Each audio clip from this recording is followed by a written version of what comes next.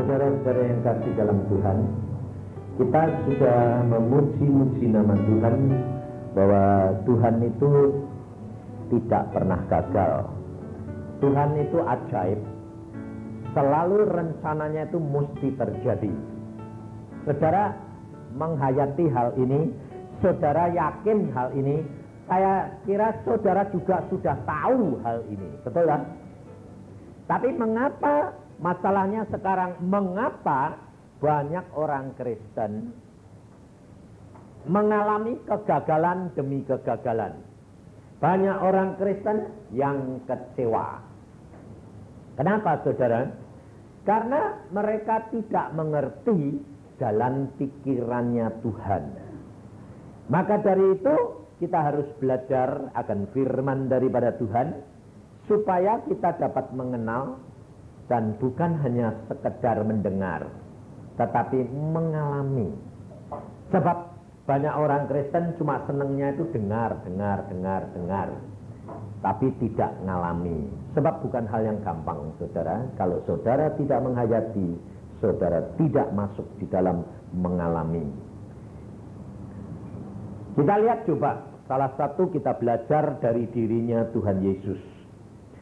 Di dalam Yohanes pasal yang ke-21, saya akan bacakan di dalam ayat yang ke-15 saja. Ayat yang ke-15. Demikian firman Tuhan.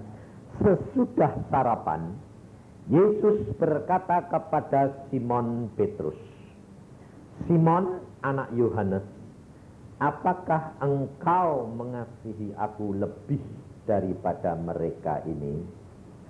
Jawab Petrus kepadanya, "Benar Tuhan, engkau tahu bahwa aku mengasihi engkau."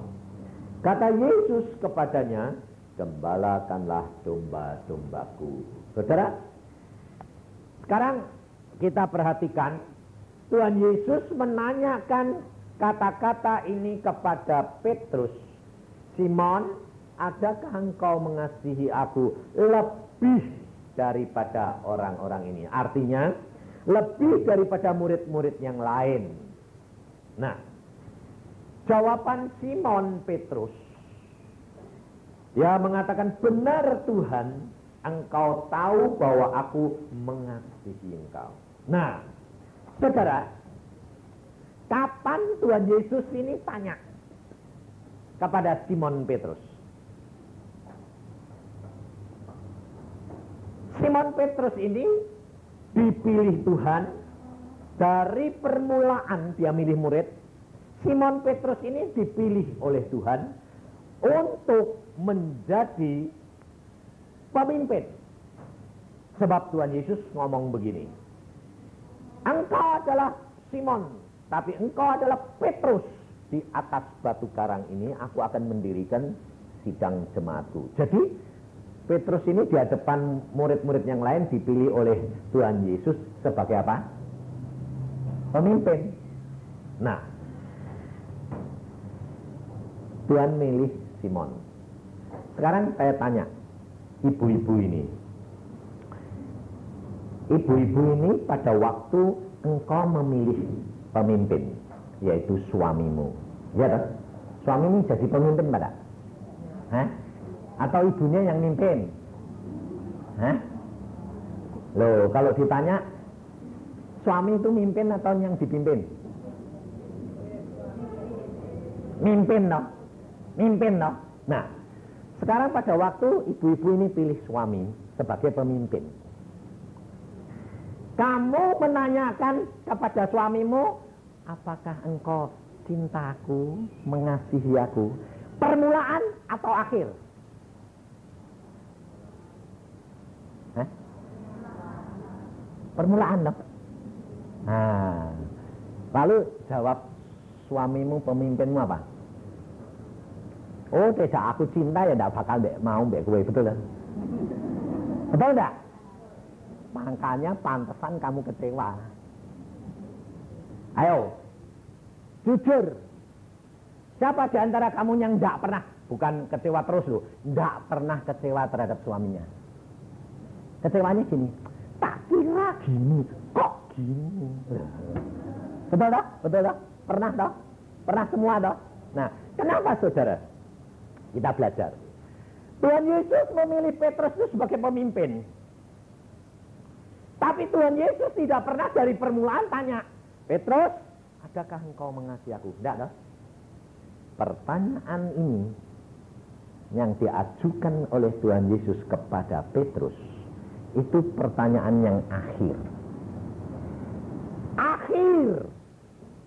Setelah dia bangkit dari antara orang mati, setelah Yesus disangkali oleh Petrus, setelah Petrus melakukan segala perkara yang menyakitkan hatinya Yesus, Yesus tanya.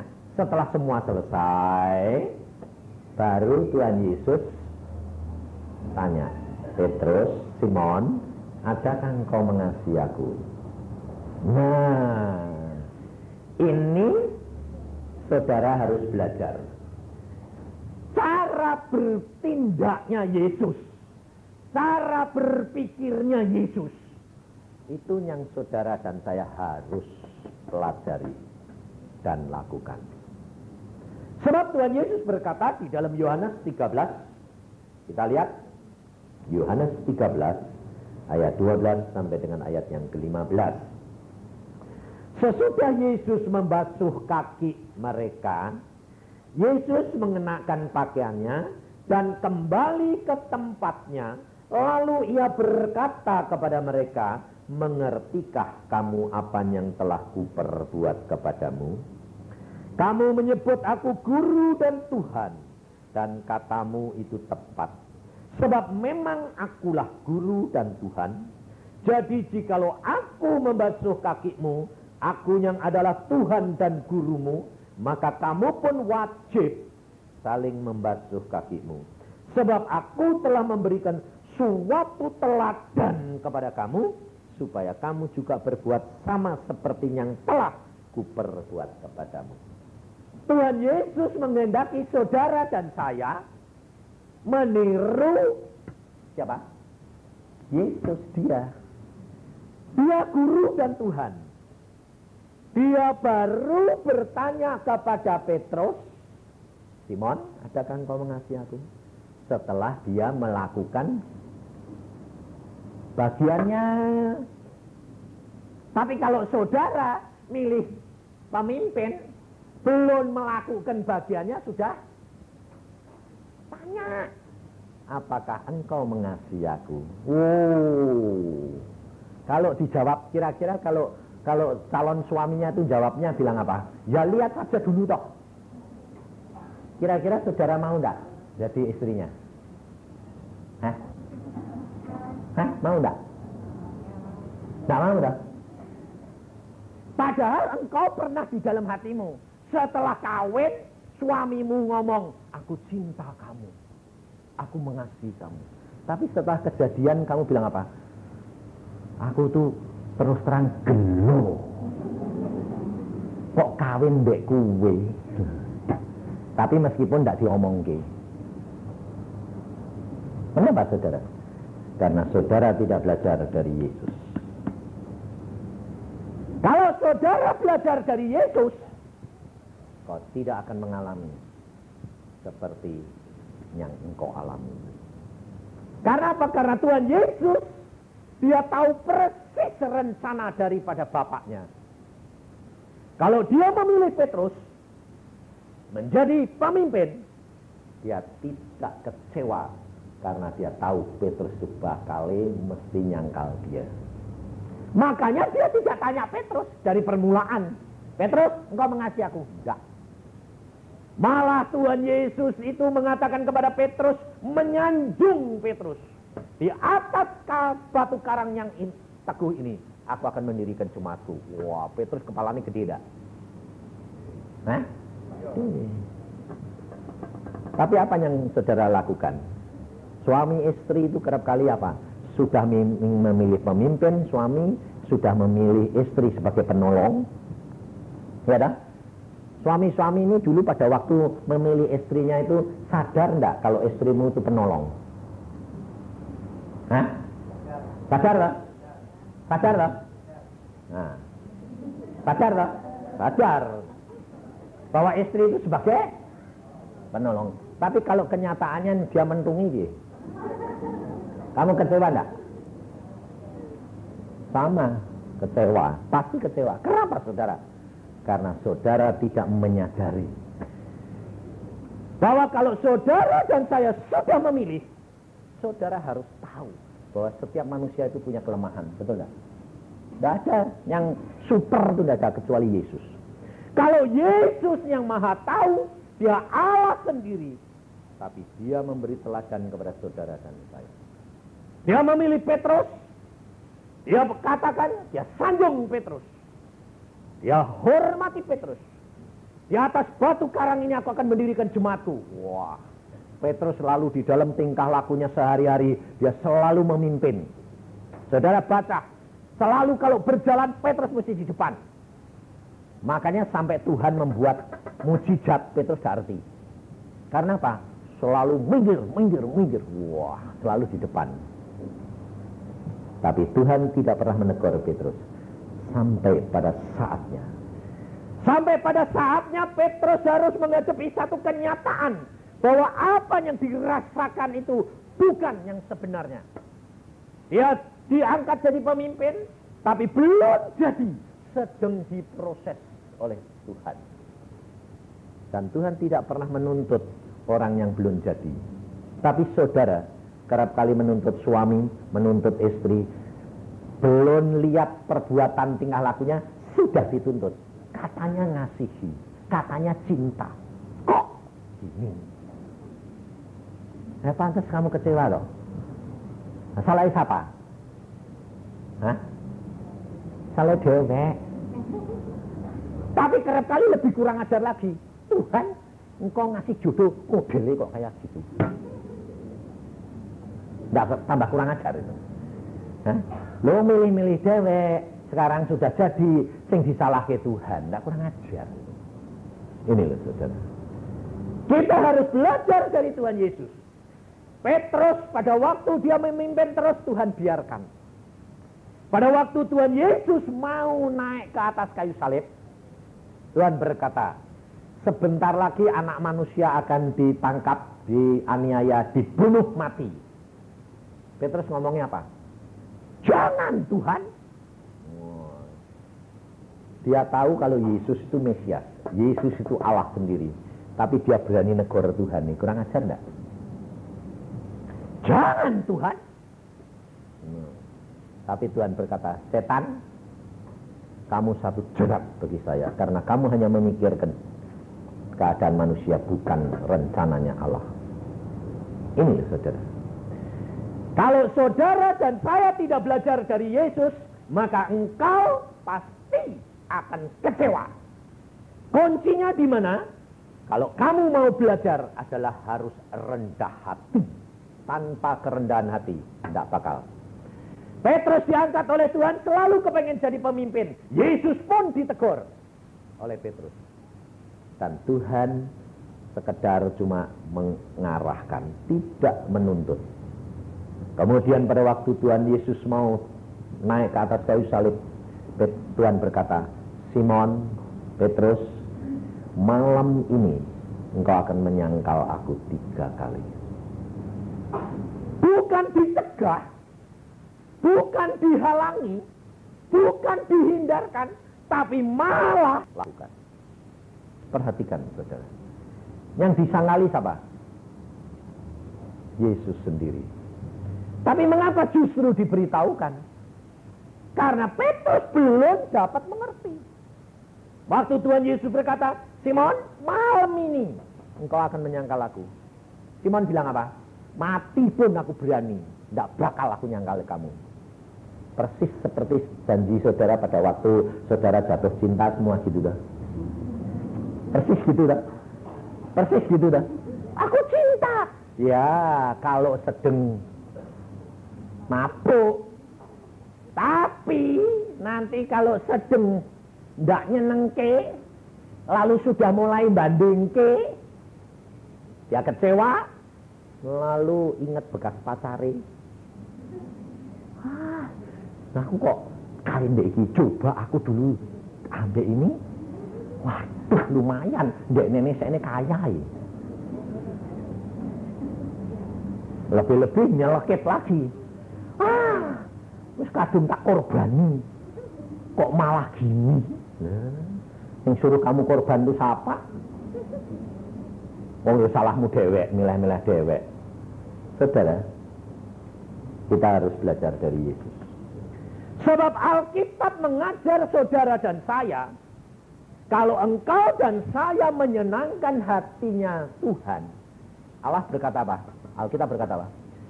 Semua musuhmu akan didamaikan. Loh.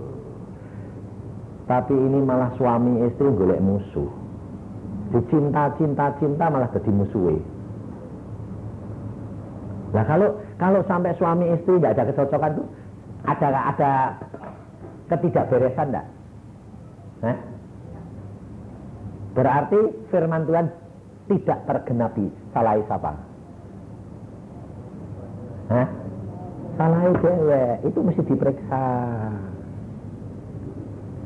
Saya dulu terus terang saudara, banyak terjadi kesalahpahaman dengan istri saya. Dan saya harus bayar harga itu. Kenapa? Setiap kesalahan dan dosa harus bayar. Dan tidak bisa tidak. Saudara tahu? Kita kerap kali tidak menyadari ada harga yang saudara dan saya harus bayar. Saudara mau dimuliakan atau saudara mau direndahkan, ada harga yang harus dibayar. Saya dulu menang-menangan terus. Tapi akhirnya setelah Tuhan didik saya, Tuhan berkata, kamu sekarang harus bayar. Bayar.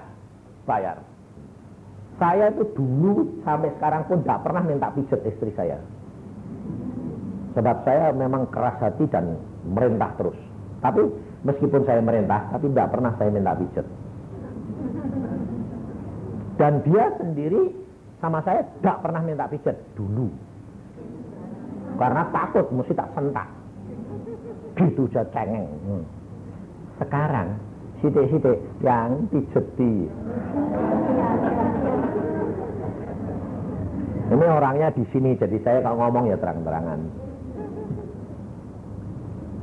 Meskipun saya kadang-kadang ngantuk, capek, kadang-kadang tolong yang mau ndak tak pijet, mau jengkel, Tuhan bilang bayar harga. Kenapa bayar harga saudara? Karena dulu pernah aku sakiti dia, sekarang Tuhan bilang harus kamu sayangi dia, bayar harganya. Tapi kalau saudara dan saya bayar dulu seperti Yesus, lihat luar biasanya. Yesus terhadap Petrus, dia tidak pernah menanyakan, Simon, engkau mengasihi aku, sebelum dia membayar harga lebih dahulu. Bahkan dia mengingatkan Petrus, Simon, engkau akan menyangkali aku. Oh, tidak bakal Tuhan. Tidak, mati pun aku rela. Tuhan tidak ngomong A, tidak ngomong B, mesem saja. Ya wis toh, wong dikasih tahu ya tidak bakal percaya. Belum kejadian. Jarke. Sampai akhirnya Tuhan Yesus dianiaya. Seorang gadis tanya, kamu temennya Yesus toh? Nyangkali 3 kali. Setelah 3 kali, Tuhannya cuma nengok Petrus, bener toh? Cuma ngomong, gak ngomong dari matanya. Petrus keluar nangis. Loh. Tapi kalau saudara tahu suamimu atau istrimu yang salah, langsung pakai mata, atau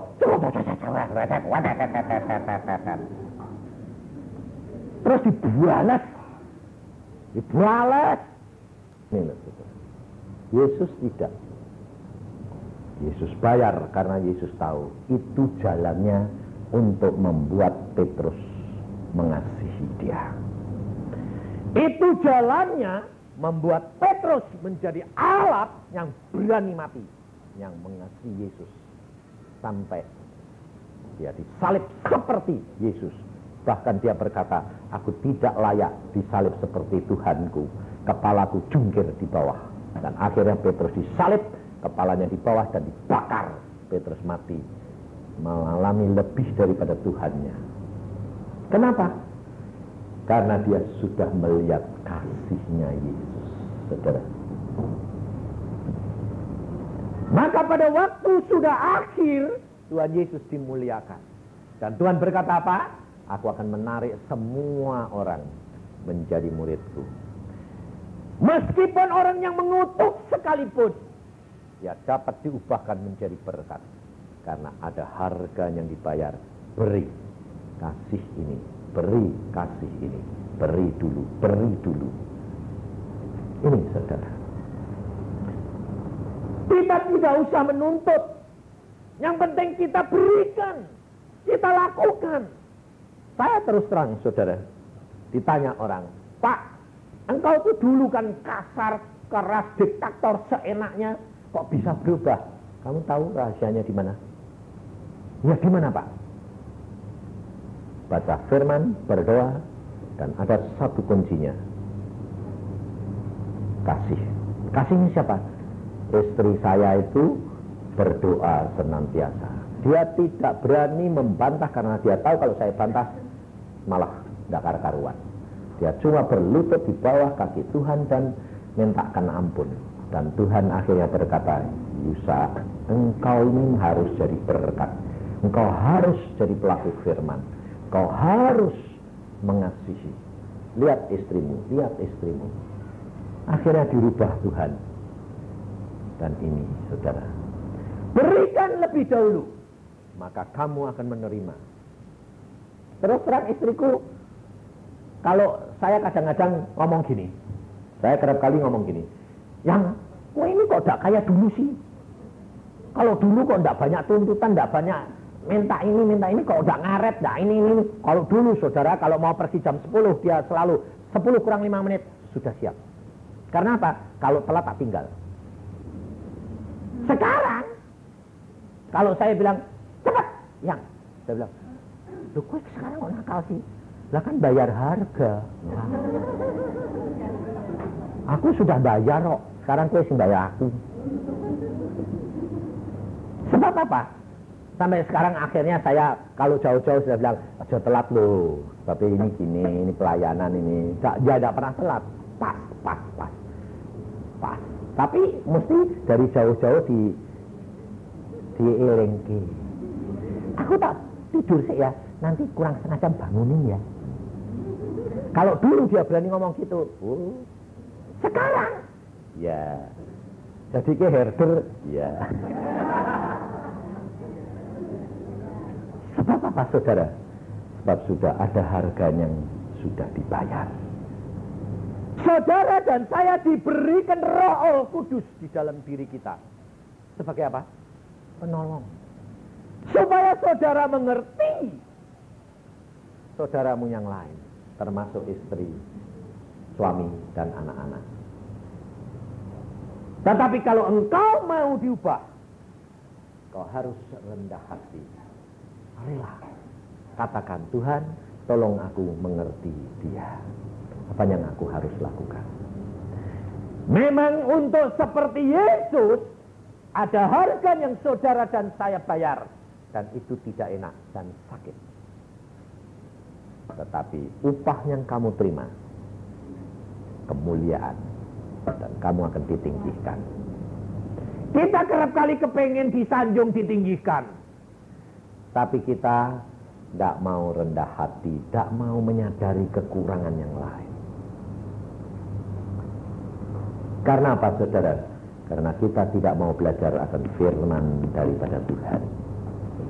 Padahal Tuhan sudah berkata, aku merencanakan untuk memberkati engkau, meluputkan engkau. Coba kita baca semuanya. Di dalam Mazmur 91, ayat yang ke-14 dan ayat yang ke-15. Sungguh hatinya melekat kepadaku, maka aku akan meluputkannya. Aku akan membentenginya, sebab ia mengenal namaku.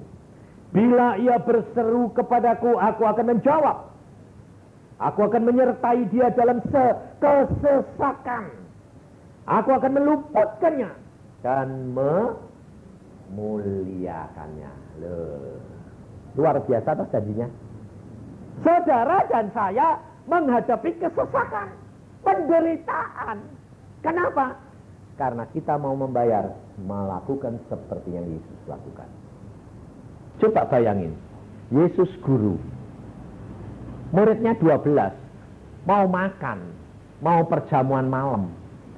Gak ada yang mau nyuci kaki sama nyuci tangan saja, ada yang mau. Semua merasa sama, aku ya sama tinggi sama kamu. Ini loh saudara. Akhirnya Yesus turun tangan, Yesus mencuci kaki murid-muridnya. Yesus tidak nuntut. Sebetulnya dia yang harus dicuci. Tapi dia menyuci. Karena apa? Dia tahu manusia-manusia ini belum mateng. Belum ngerti.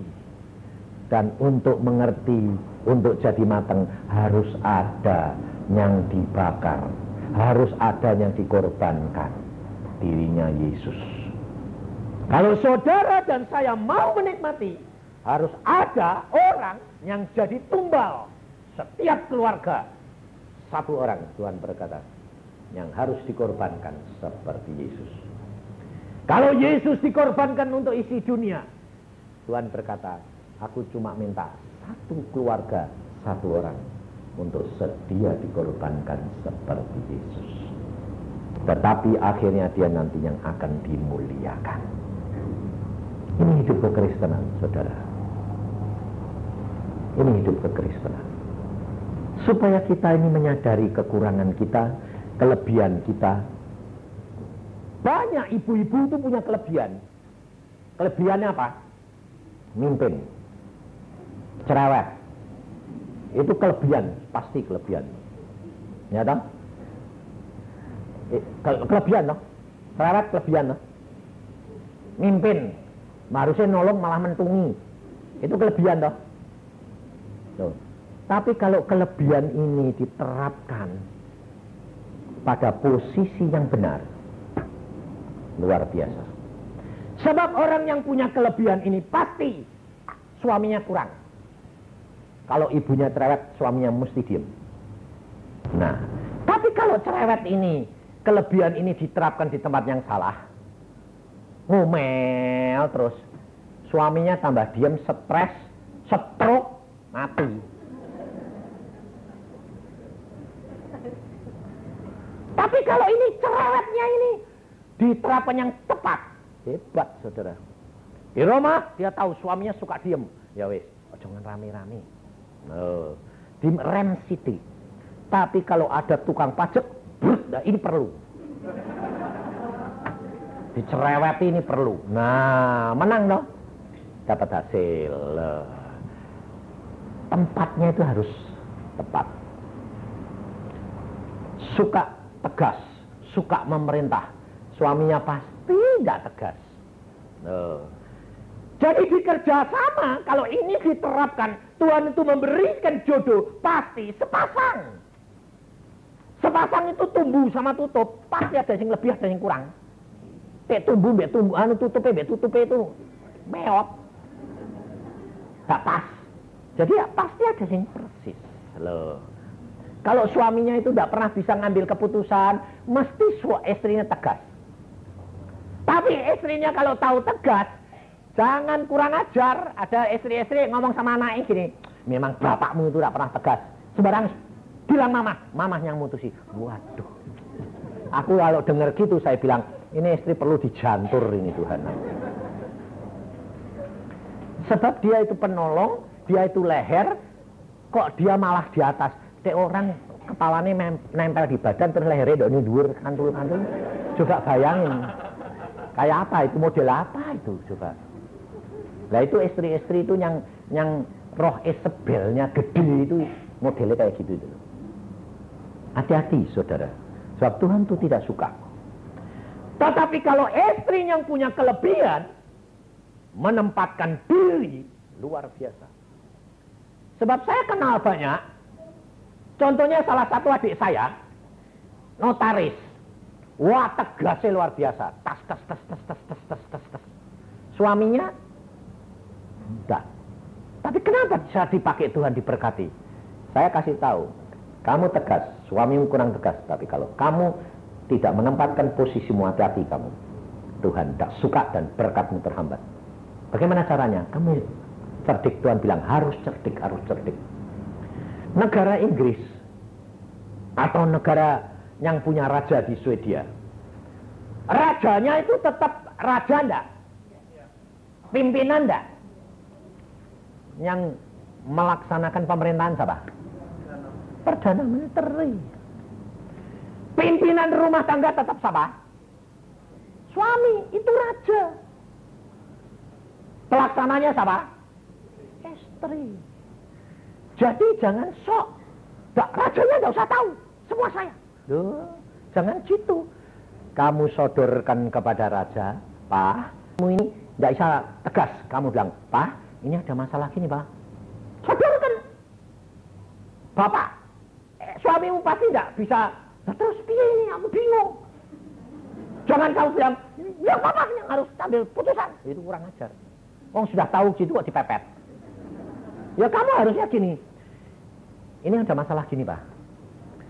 Nah, terus istri yang pikirannya jalan terus dan tegas bilang gini, Pak, ini kue tak kasih pandangan, kayak gini, kayak gini. Papa sing netepkan. Kalau itu disodorkan, lalu suaminya takut, akhirnya suami bilang apa? Wes lah, mamah wae sing ngambil putusan. Nggak salah dong? Dikasih mandat kok. Tapi di hadapan Tuhan bener nggak? Bener. Pinter gitu. Sembarang-barang, kowe sudah tahu deh suamimu ini nggak bisa sodorin. Setelah sodorin, kasih nasihat. Ini, pilihan ini. Kalau dia bilang, wes, terserah mama. Loh, papa kasih mandat ya? Ya. Wes, mandat sudah di tangan. Kamu yang bertindak. Gini. Bu, bapak sudah kasih mandat. Selesai. Nggak salah, nggak. Saudara tahu? Itu caranya bijaksana. Jangan malah kurang ajar. Dia ngomong, Bu, nggak ngomong suami dulu. Anaknya malah diajari. Ma, lapor papa. Nggak usah. Kalau mama sudah bilang A, papa A. Kurang ajar ya. Lah anaknya pasti nggak pernah menghormati bapak itu. Anaknya kalian, kok udah lapor papa? Papa itu harus apa? Gak bisa apa-apa. Akibatnya nanti anak itu pasti kurang ajar. Dan yang memetik buahnya siapa? Mamahnya yang menderita. Saudara. Dan itu saya banyak konseling. Dan saya berkata, ini akibat yang ditanam. Dan sekarang dia harus menuai.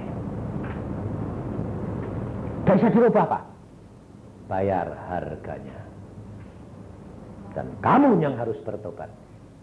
Ini masalahnya. Maka dari itu Tuhan mengajar kasih.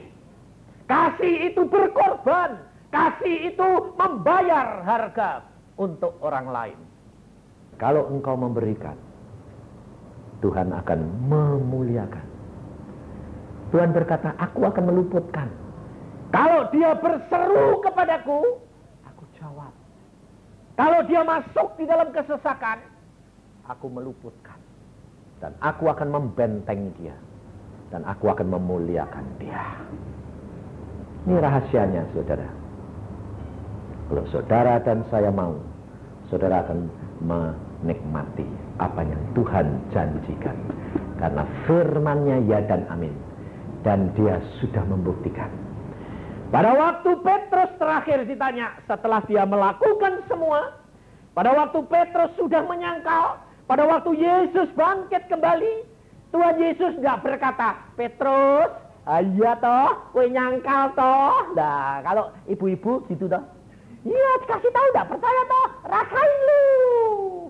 Makanya wong lanang tuh nurut. Sebaliknya bapak-bapak ya kerap kali gitu toh. Maka nih orang perempuan dikasih tahu tidak nurut, karepe dewek, wae. Nah itu, saudara, kita kerap kali.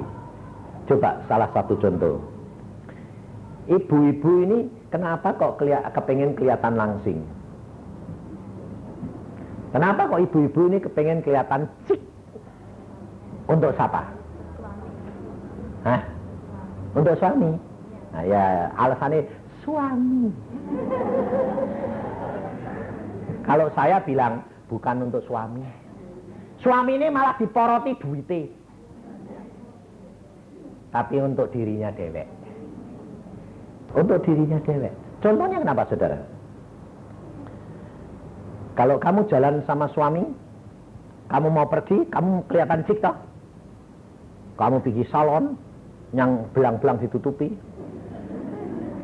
roke sing ciamik, ya kan? Terus jalan suaminya, sing nikmati siapa? Orang lain. Hah? Orang lain pas suami nih? Suami nih? Apa suaminya itu jalannya gitu?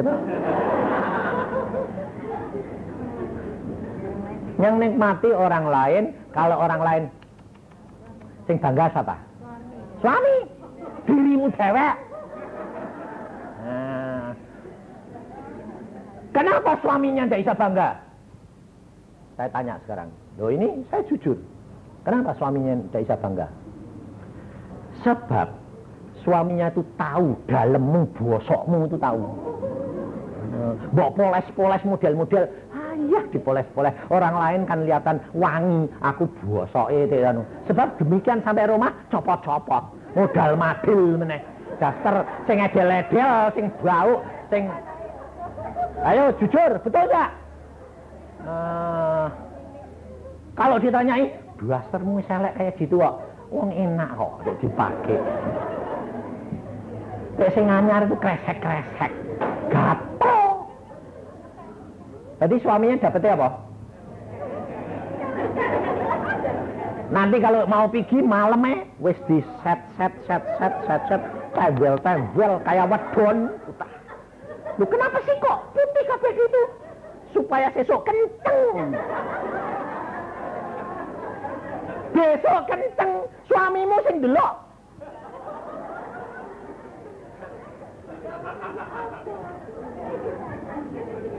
Beda rumah pakai obor-obor, saya mau pergi pakai korset. Sing nikmati itu siapa? Loh jujur, betul enggak? Loh ya aku kalau ngomong fakta loh. Saya terus terang istri saya di sini. Saya kalau bilang, yang aku gemuk ya, gemuk ben. Yang penting itu apa adanya, enggak usah tembel-tembel segala macam mau. Gue tembel-tembel sing orang lain nikmati ora aku ngono. Aku ngerti bosokmu ya kayak apa, aku ngono. Modelmu kayak apa. Wopo aku ngono. Lah tapi dek aku kelihatan cikan kowe bangga. Apane sing dibanggake aku ngono. Wong yo ketok kabeh. Makanya pada waktu pesta, ya biasa toh kalau pesta kan mesti pakai segala macam. Hidupe ditambahi ya. Aku bilang kowe iki kok yo aneh-aneh, kowe hidupe mbok tambahi barang. Lho wong biasa to ya ngomong pesta kok ben ketok apik ya wis. Pada waktu hadirat Tuhan hadir, dia nangis. Copot dah kan. Aku ngomong, ini mataku kok pedes. Oh copot. Sampai yang masang bulu mata ini minta maaf. Salon itu ya dateng, wong anak Tuhan. Maaf ya tante, copot. Aku bilang, nah ya tau lho, jujur terus terang. Dipasang kelihatan api, sing nikmati siapa? Apa aku bilang, wah kue api, nanti sampai rumah itu copot. Betul enggak? Lebih-lebih ditutupi ini. Sampai rumah, dilapin ya kenapa? Gatel.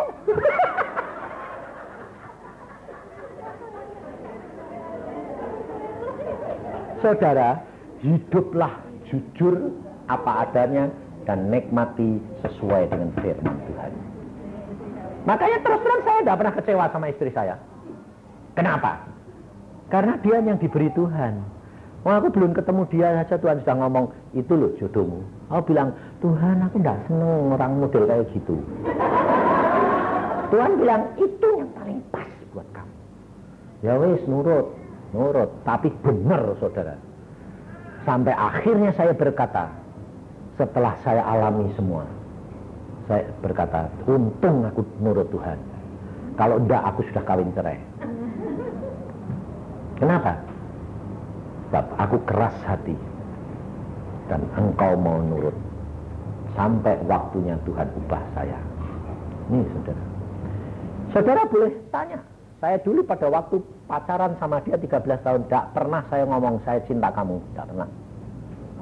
Dan saudara tidak bakal sanggup jadi istri saya. Kenapa?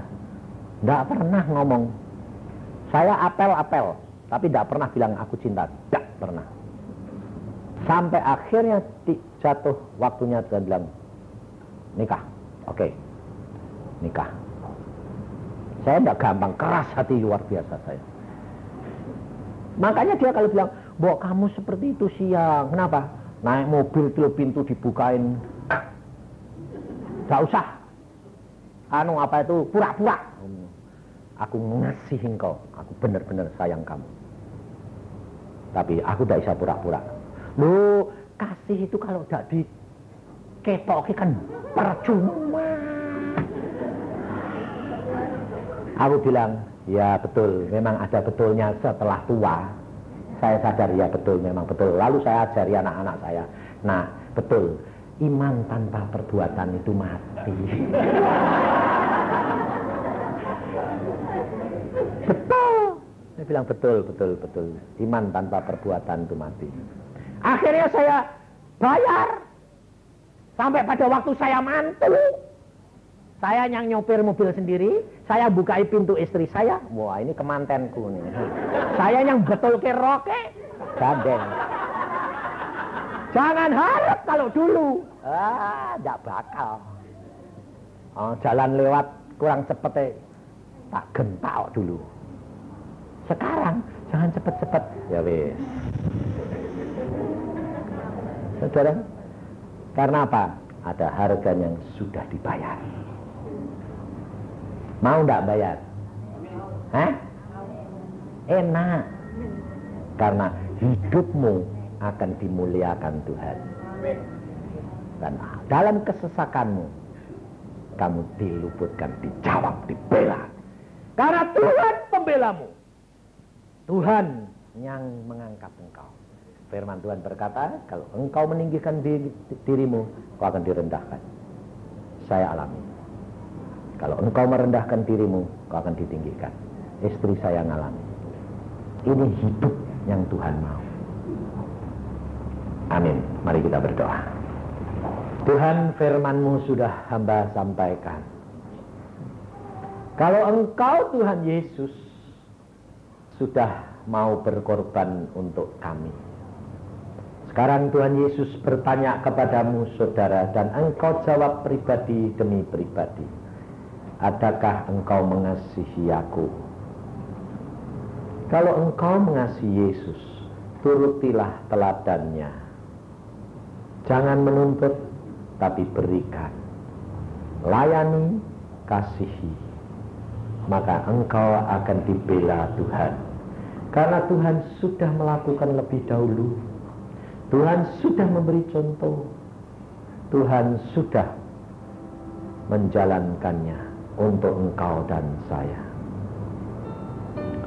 Yesus, silakan Tuhan, Roh Kudus engkau berbicara. Pribadi demi pribadi.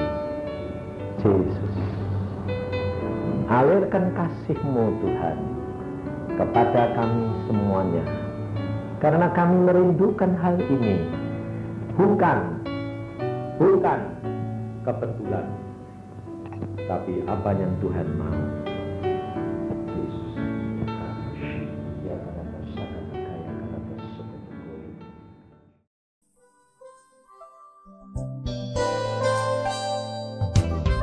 Anda diberkati dengan pemberitaan firman Tuhan. Dapatkan kaset, VCD, CD, MP3, dan buku-buku rohani dari hamba-hamba Tuhan Evangelis Yusak Cipto, Pendeta Petrus Agung, Evangelis Iin Cipto, dan hamba-hamba Tuhan lainnya. Tersedia juga banner dan alat-alat tarian lainnya.